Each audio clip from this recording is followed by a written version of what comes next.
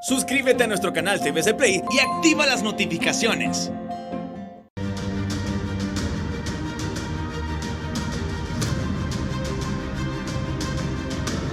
Buenas tardes, esto es Día Político por TSI.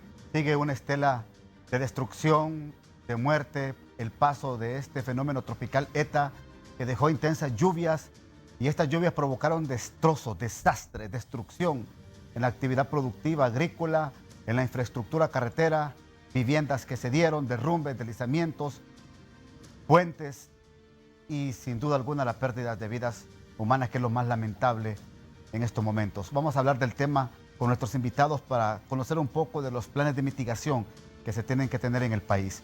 Antes, yo quiero hacer lectura de esto.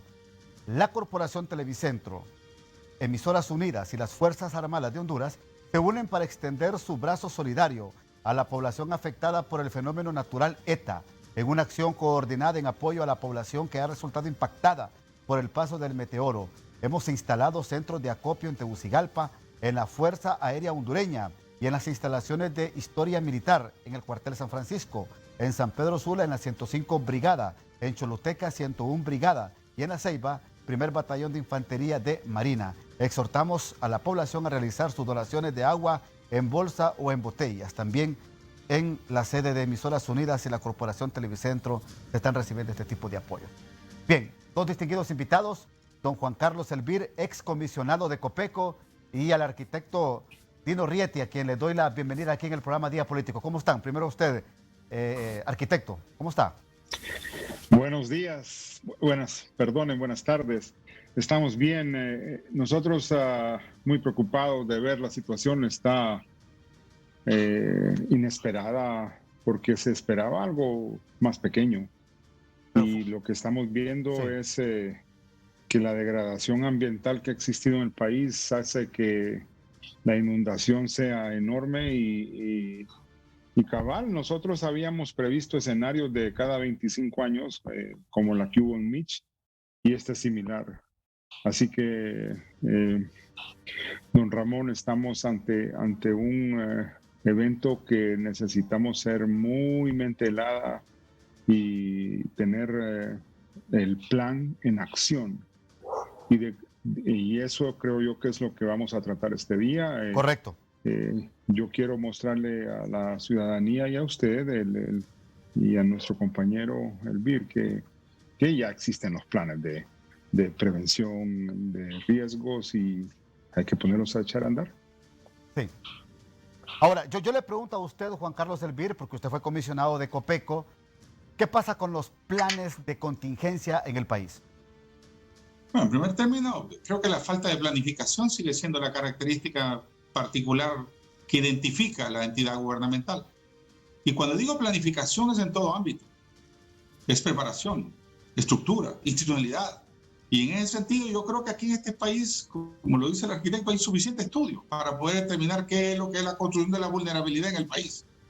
En este país lo que ha faltado es soberanía y gobernanza en el criterio de hacerlo, que es lo que es el estudio. Yo lo veo en dos ámbitos. Uno, en lo que es el tema de planificación territorial y la construcción de vulnerabilidad, que yo estoy seguro que el arquitecto tiene más especialidad que yo, y buscar la manera de establecer todos los estudios que se han hecho y cómo se puede dejar de construir vulnerabilidad para no seguir haciendo más daño de lo que ya está hecho.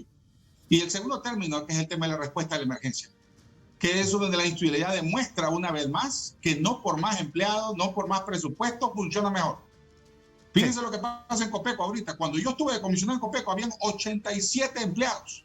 Hoy hay 1.500 o 2.000 empleados. ¿Qué fue lo que se construyó? Burocracia, sueldos, se construyó gastos, pero no logística, no especialidad, no intentar entender el enramado de lo que significa el atender una estructura flexible que nunca abandone la participación ciudadana y la educación como base fundamental para concientizar a la ciudadanía y el empoderamiento de las autoridades locales. Esa desgracia del Valle de Sula hoy refleja el gobierno cabezón, pero sin pies, sin pierna, sin cuerpo, que hizo una estructura, una superestructura que era hacer respuesta hasta de protección civil y de respuesta macro, pero que al final del cuerpo no funciona, no le reaccionan ni los brazos ni el cuerpo, porque no llega a demostrar la operación necesaria para buscar la manera de dar respuesta. Y eso va a derivar oiga, las consecuencias. No hemos visto la magnitud, estamos peor que Nueva Orleans en el tormenta Katrina. En tormenta Ahora, y sí. la falta de respuesta. Ahora, arquitecto Rieti, ¿usted cree que algunos dicen, es difícil controlar fenómenos naturales? Es difícil conocer el impacto que puede dejar un ciclón en determinado territorio, pero sí es posible un plan de contingencia. Mire, el riesgo se construye. Nosotros podemos tener un mega terremoto, un mega huracán, y si no hay gente no pasa nada. El asunto es que vamos construyendo el riesgo. Y en ese sentido, Honduras es de los países con más estudios que hay.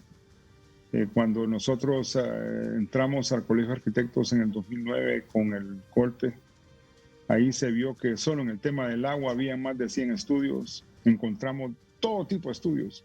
Y dijimos, esto le va a servir a los gobernantes para que lo usen. La verdad que no, eso no pasa. Entonces, en el tema de riesgo, en la gestión del riesgo, esa es la mentalidad que había después del 2000, meterle presupuesto a los proyectos para que tuvieran gestión de riesgo. Pero ahora tenemos también el cambio climático y Correcto. Esto hace que los fenómenos sean mayores. Y quiero decir aquí yo, una etapa es la prevención. Ahí el plan no existe o muy débil. El otro momento se llama la atenuación, que es mitigar, hacer muros, taludes, canales. Eso, pues hizo el plan de control de inundaciones en el Valle de Sula, pero no se le dio mantenimiento. El ingeniero Sabla era el director de esa unidad, Roberto Sabla, y se hicieron los canales de alivio y todo, y míralo, falló. ¿Por qué falló? Porque no hubieron inspecciones y eso ocasionó pues que tuviéramos lo que tenemos. Por Ahora, último, la sí. planificación de la respuesta. Esto Sí. es lo que estamos viviendo. En la siguiente intervención yo voy a hablar de este tema y voy a mostrar el plan de manejo de riesgo en Tegucigalpa. Ahí está todo. Perfecto. O sea, Perfecto. no tenemos que perderlo. Perfecto. Yo voy a ir a la primera pausa para que sigamos platicando con ustedes sobre este tema de los planes de contingencia en estos momentos difíciles, muy difíciles, que atraviesa el territorio hondureño.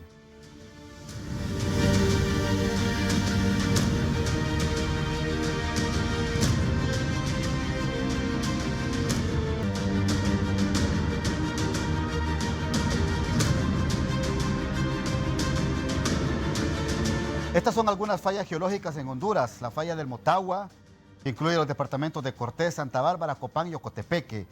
La falla en la frontera con El Salvador, que afecta a los departamentos de La Paz, Intibucá, Valle y Lempira. La falla del Golfo de Fonseca, que es una zona donde se encuentran varios volcanes que son precisamente entre El Salvador y Nicaragua. Y las islas de la Bahía, en Util existe un respiradero volcánico en el oriente de la isla. Y hay otras fallas, aquí en la capital de la República hay otras. ¿Qué se propone? ¿Qué se debe de proponer, ingeniero Elvir? Bueno, en primer término, poner orden y planificación con visión de Estado. Sí. A futuro con respecto a esto. El arquitecto muy acertadamente comenta, no hay país más estudiado en el tema de vulnerabilidad que Honduras, posiblemente en todo Latinoamérica. Y se viene hablando de todo el tema de vulnerabilidad. Pero el tema institucional, para aprovechar esa información y trasladarla a planes para buscar la manera de responder o atenuar lo que corresponde a la emergencia, debería ser parte de la estructura. Tú señalaste algo ahí. Señalaste el tema de los riesgos de un terremoto, los riesgos de consecuencias de las fallas. Hay suficientes estudios sobre el tema del Valle de Sula, sobre toda la cuenca del río Leán y el litoral atlántico, lo que corresponde también a la UAN, el Valle de la UAN, que son la zona más vulnerable, lo que está pasando en Choluteca o lo que puede pasar en Choluteca, en la misma capital de la República. Todos sabemos que hay estudios a morir y mucha desinformación, yo estoy seguro que se ha perdido. Inclusive ha terminado en consultorías fallidas, que terminan siendo más que parte de la burocracia para gastar el dinero que para buscar la manera de estructurar la complementación de esa base de estudios para que sirvan como bases de información territorial suficientemente documentadas y que sean multifuncionales. Porque la estudia del territorio permite el aprovechamiento del mismo en diferentes funciones, no solamente en el tema de riesgos con respecto a ello. Mira lo que está pasando con respecto al cambio de los cultivos o las zonas de vulnerables. Antes eran zonas bananeras, hoy son palma africana. ¿Por qué los cambiaron en el sector del ramal del Tigre por el sector de Colón? Que antes cambiaron los cultivos porque buscaron menos vulnerables. pero te dejó de estudiar otras cosas complementarias que debe hacer pase a la base de información. Los canales, mire, nosotros en la costa norte hacíamos las casas en pilotes, teníamos canales de drenaje, hoy nada de eso. Y le voy a decir así, mire, viendo esa situación, nosotros hace 10 años con el Colegio de Ingenieros, el Colegio de Arquitectos, hicimos código de construcción porque vimos el problema de Haití. El problema de Haití, un país de 95% que quedó en el suelo. Entonces nos dijeron, bueno, metan al código. Hicimos código, nada, ahí quedó. Informamos inspectores, nada, nunca usaron los inspectores. Bueno, ayudar al parque. Mire, en este momento es importante entender que los planes de gestión de riesgo están en las ciudades. Yo les voy a mostrar ahorita, así a muy corto explicación, qué es el de TEUS. Por ejemplo, lo primero es que se crea el CODEM. El CODEM ahora es una unidad, como decía el ingeniero Elvir, burocrática. Ahí está. Se creó con este plan, no por iniciativa sola, y ese CODEM tenía una estructura organizativa, un comité de apoyo y enlace. Oiga bien los nombres. Comisión de Educación, Comisión de Salud, Comisión de Logística y Financiera, Comisión de Salvamiento, Búsqueda y Rescate, Comisión de Seguridad, Comunicaciones, Manejo de Albergues, Operaciones de Transporte, Comisión de Medios y Comunicación, Comisión Forestal. ¿Dónde están? Después aparecen las matrices de riesgo de inundación, de deslizamiento. Ahí están. Cada matriz dice, aquí va a presentarse este problema. Actúe así. Después, la respuesta. Primero, oiga bien, monitoreo. Segundo, activación del plan. Activación de las comisiones. Declaratoria de alerta. Habilitación de los albergues. Evacuación preventiva. Prevención de planes. Declaratoria de emergencia con gravedad, dependiendo de la gravedad. Evaluación de daños. Ahí es importante ahorita hacer una evaluación en cada zona. Correcto. Pero con gente que sepa. Y por último, salvamento y habilitación de las vías y canalización de las aguas. Esto es lo que se planea. Después se tiene que bajar a nivel de los CODELs. Usted no puede planificar desde arriba, diga, hagan. No, hombre, tiene que ser ahí en el territorio. Entonces se activan los CODELs. Y los CODELs tienen su equipo, su estructura también, y se empiezan a implementar los proyectos que ahora, ya se sabe que van a fallar. No es que están fallando ahorita. Nosotros sabemos cuál es la mancha de la inundación desde hace, han habido tantos estudios en todos los valles. Y entonces, ahorita lo que hace falta es agarrar y decir, todo el dinero que se va a meter en salvamento, en rehabilitación y en reconstrucción, esta vez la hagamos para modernizar un estado, hombre. No hagamos lo mismo otra vez. Ahora, por favor. Yo le consulto a usted, ingeniero Elvir, 3 elementos importantes. Número 1, la capacidad del personal, que está altamente capacitado. Número 2, la infraestructura para dar respuestas. Y número 3, el plan de respuestas. ¿Están definido esto en el país? Miren, separemos un poquito los dos componentes. Número 1, lo que está hablando el arquitecto es el tema de planificación territorial. El tema de ordenamiento territorial y buscar la manera de instrumentalizar eso hasta buscar la manera de dejar de construir vulnerabilidad. Sí. Lo que tú estás planteando en este momento es prácticamente el plan de respuesta a la emergencia, que es el tema de contingencia, que es el tema de buscar la manera de prevenir, preposicionar y buscar la manera de reordenar la más rápida respuesta de prevención y posicionamiento de la ciudadanía también con respecto a la evacuación, rutas de evacuación y todo lo que corresponde a la logística de atención a la emergencia. Son dos componentes diferentes con respecto a esto, pero complementarios al final de cuentas. Creo yo que en este caso en particular, desconocer que se ha avanzado sería un error, pero no lo ha vuelto funcional, ni en un componente ni en el otro. En primer tema, el ordenamiento territorial no se puede operar si no se logra empoderar de parte de las estructuras municipales, a nivel de gobierno local, a nivel de las estructuras sociales también, para buscar la manera de exigir, dejar de construir vulnerabilidad en lo que está hablando en vivienda. Fíjese lo que estaba comentando, ¿por qué en los años 30, por qué en los años 40, en la zona del Valle del Sura se construyen pilotes? ¿Por qué dejaron de construir en pilotes? Yo vi un kinder en Lima en el sector caminando al ramal del Tigre en pilotes construidos, porque a la hora de la inundación servía para buscar la manera de mecanismos de protección. Sí. Mira, en el Valle de Sula hay bordos que tienen 8 metros de altura, de diferencia entre el nivel del río y el nivel de la calle, del piso.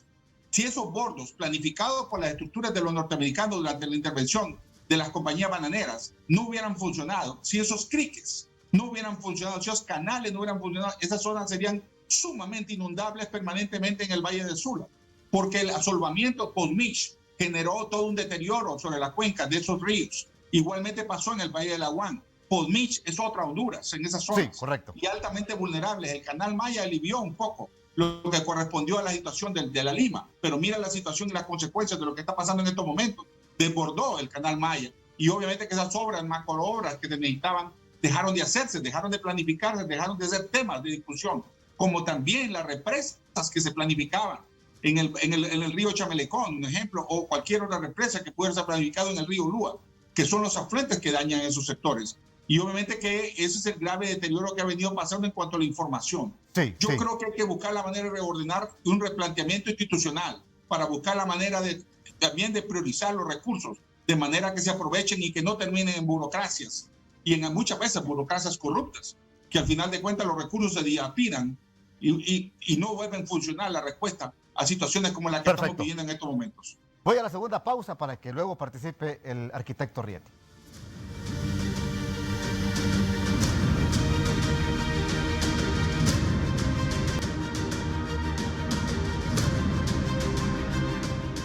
Mire, estos son algunos datos. El 36% de la capital hondureña es altamente vulnerable. Estamos hablando de más de 600 barrios y colonias que presentan fallas geológicas. Se contabilizan 104 municipios catalogados como los más vulnerables ante este tipo de acontecimientos naturales, de los 298 en el país. Y aquí les quiero preguntar al ingeniero Rieti, cuando se habla de una categorización A, B y C de las zonas vulnerables en el país, ¿esto requiere de un trato especial a cada una de las categorías en los planes de contingencia?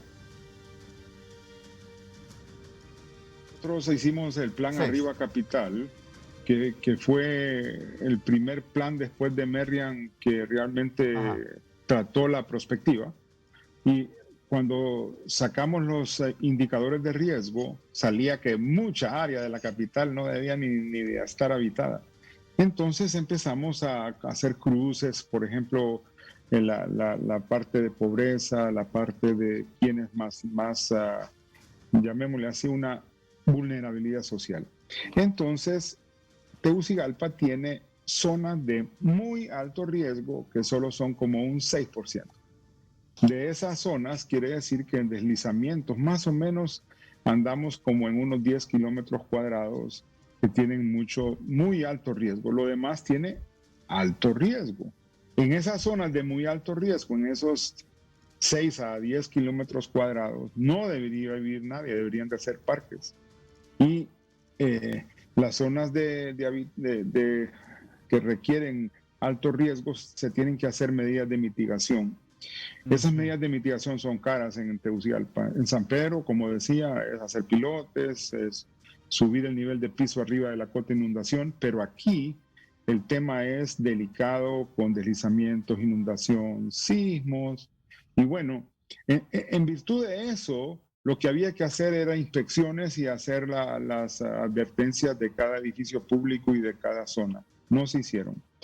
Ahorita en este momento lo que tenemos es una visión de todos los estudios particulares físicos y requiere que en esta oportunidad que está pasando este fenómeno podamos nosotros sacar una nueva manera de vivir.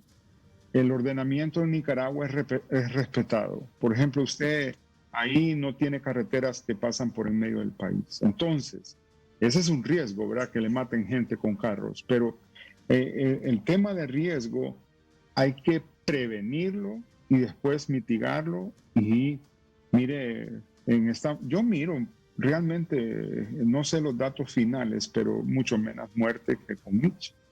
Pero vamos a tener, o sea que la gente se sabe defender ahora un poquito más, pero En vez de tener 420,000 personas en albergues damnificadas, vamos a tener 1,000,000 o más de damnificados. Y las personas que van a estar en albergues, que van a requerir un albergue temporal, es 1,000,000 de personas. Sí. No es fácil. Entonces, imagínense que yo oí ahorita a alguien que tenía una escuela, una familia por aula porque hay pandemia. ¡Úpale! O sea, estamos con doble problema. Entonces, que saque el área que ocupa para tener 1,000,000 de personas, yo creo que no han dimensionado bien. Perfecto. Ahora yo le consulto al ingeniero Elvir. Una planificación inteligente y los recursos, utilizarlos estratégicamente. Cada año debe ser el plan del gobierno para el 2021 y los años que vienen, ingeniero. Es que la planificación es permanente. La planificación no puede estar escrita en piedra. Tiene que ser una estructura permanente de uso y estudio permanente. Obviamente pero el instrumento de planificación es el presupuesto nacional. Y si en el presupuesto no aparece el riesgo, ahí es. Ustedes en el Congreso aprueban ese presupuesto y miren, se vuelan todo el presupuesto en sueldos, salarios, gasto público, pago de deuda. O sea, tienen que reducir ese presupuesto en burocracia a la mitad para que quede dinero en inversión. Solo queda 5% para invertir. Bueno, tiene la oportunidad, don Juan Carlos Elvire, para hacer esa planificación, diputado Elvire. No, de acuerdo. El primer instrumento de planificación que tiene que ser la estructura presupuestaria, y es la más común en nuestro medio, es la más habitual. Y coincido totalmente con lo que está diciendo el arquitecto. Lamentablemente aquí no hay independencia de poder. Hablar de planificación es una prioridad diferente. Y recordemos una cosa que también sucede en la ciudadanía común y corriente. Y digo, disculpe, no quiero ser grosero. Lo que quiero hacer sentir que en el imaginario colectivo el tema de planificación no es prioridad. La prioridad es las necesidades básicas insatisfechas de la ciudadanía. Entonces, ¿cómo un gobernante logra convencer a la ciudadanía que planificar es importante? Cuando la gente no entiende eso, que lo que tiene es hambre, lo que tiene es falta de trabajo, lo que tiene en este momento la emergencia y buscar la manera de recuperar relativamente sus bienes, el crecimiento de la pobreza, lo que está generando toda esta emergencia. Y entonces ahí es donde viene la dificultad de buscar la manera de entender que las grandes soluciones los grandes problemas quieren grandes soluciones, pero no el inmediatismo, no lo que suele suceder, que es lo que el activismo político nos provoca muchas veces por las necesidades de la población. Imaginen en estos momentos cualquier político con respecto queriendo aparecer con estos temas, cuando la necesidad de la población es una bolsa de alimentos, es el albergue, es buscar manera de recuperar o encontrar a su madre que está abandonada en un techo, en una casa de esas, y necesita una lancha. Obviamente la emergencia de la población y ese diario vivir de la emergencia es permanente. Eso es lo lamentable en nuestro medio. Hoy es la emergencia de las inundaciones, pero ayer era la pandemia y antier era la migración y antier era un montón de factores que permanente estamos en esa evolución. Sí. Y la falta de planificación nos atropella. Correcto. Con respecto a la acción de buscar la manera de dar una respuesta a la ciudadanía, que es lo que la ciudadanía desea. Perfecto. Ya por el tiempo, 15 segundos para que se despida cada uno. 15 segundos para usted, arquitecto Rieti. Mire, hay que enfrentar ETA. Tenemos que tener acceso al agua potable, a la energía, a la telefonía para podernos comunicar. Los hospitales van a tener poca agua. Hay que tener un deterioro de las condiciones de saneamiento.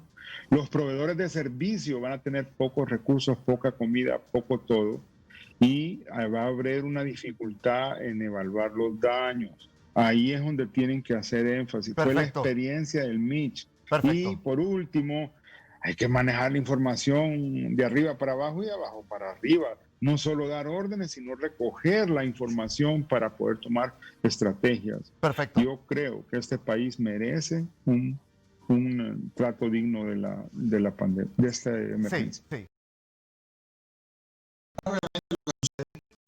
Creo que pararse a debatir como cualquiera de nosotros lo hace en estos momentos es bien fácil. Hablar de repente, cuando uno entra en la institucionalidad